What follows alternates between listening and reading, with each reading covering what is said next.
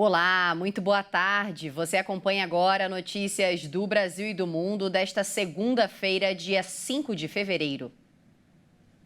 Um hospital de campanha para combate à dengue abriu hoje no Distrito Federal com atendimento 24 horas por dia.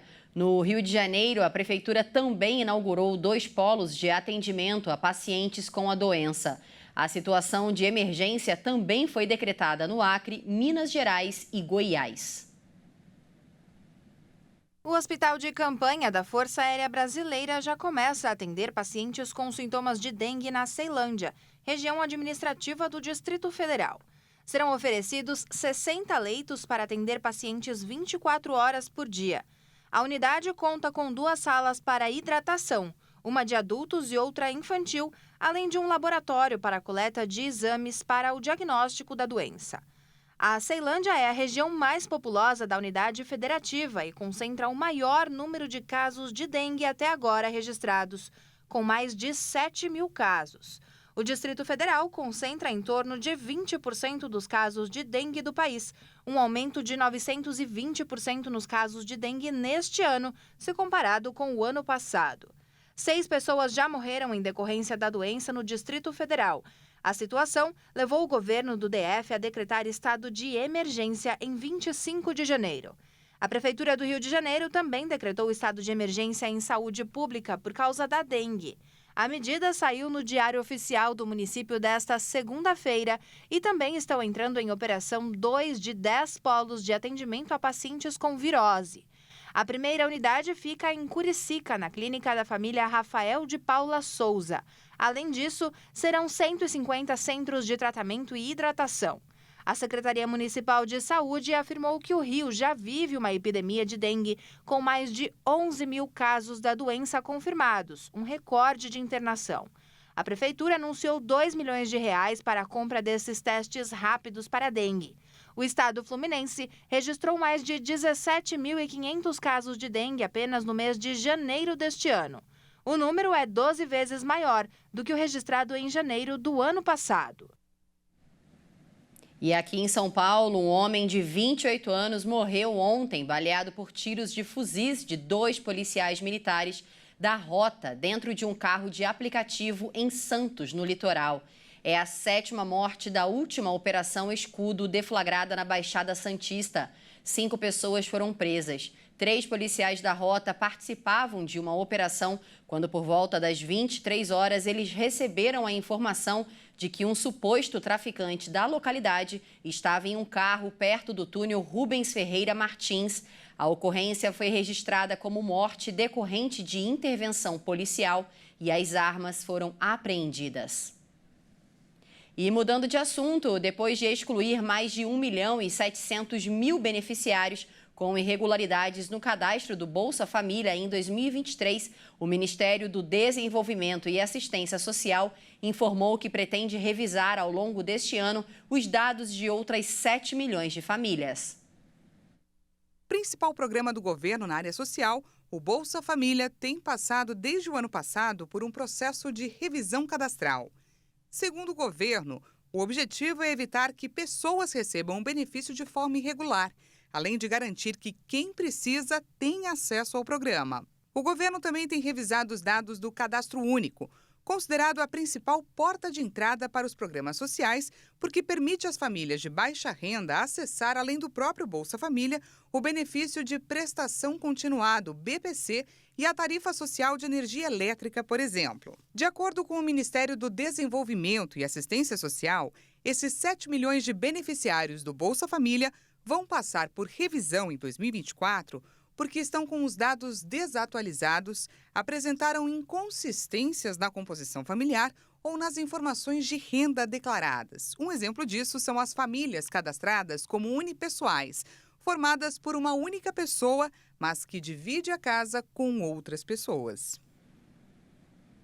Nos destaques internacionais, subiu para 112 o número de mortos nos incêndios florestais no Chile. Esse já é considerado o pior desastre natural desde 2010, quando um terremoto deixou cerca de 500 mortos. Autoridades chilenas alertam que o número de mortos deve subir, porque há centenas de pessoas desaparecidas. 15 mil casas já foram destruídas pelo fogo. O governo decretou luto nacional de 2 dias e enviou reforço militar para dar apoio aos trabalhos dos bombeiros. Um toque de recolher está em vigor nas áreas mais atingidas. Os incêndios avançam desde sexta-feira e agora ameaçam chegar nas regiões mais populosas das cidades turísticas, como Vina del Mar e Valparaíso, onde vivem mais de 1 milhão de pessoas. O calor e os ventos fortes atrapalham o combate às chamas. O Ministério do Interior contabiliza 165 incêndios florestais, a maioria fora de controle.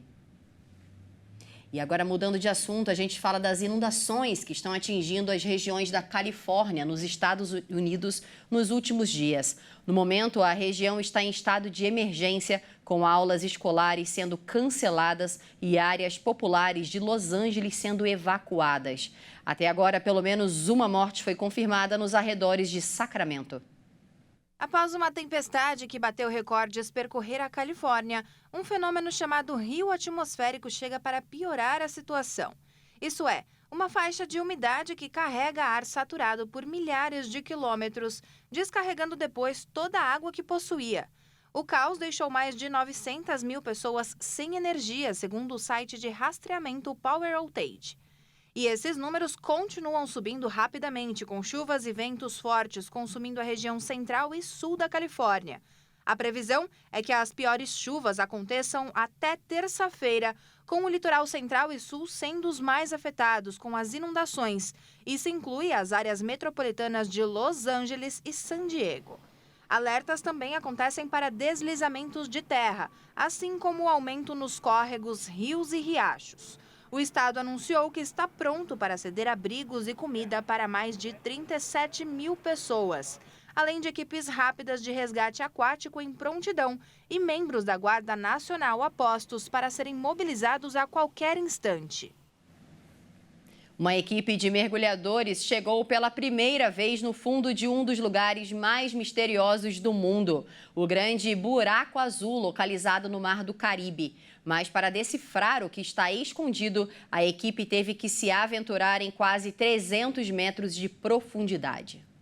Até existem outros buracos espalhados por outros oceanos, mas este é o segundo mais profundo do mundo. São 274 metros. Ele está muito próximo da fronteira entre o México e Belize, mas mergulhar por suas águas é uma missão complicada, até porque gera vertigens. Aquela sensação inesperada de um movimento giratório do próprio corpo ou dos arredores. Mas há 6 anos, a cratera finalmente foi explorada. E o que os mergulhadores encontraram na parte de dentro deixou todos espantados. Quanto mais o submersível avançava, mais a água ficava escura.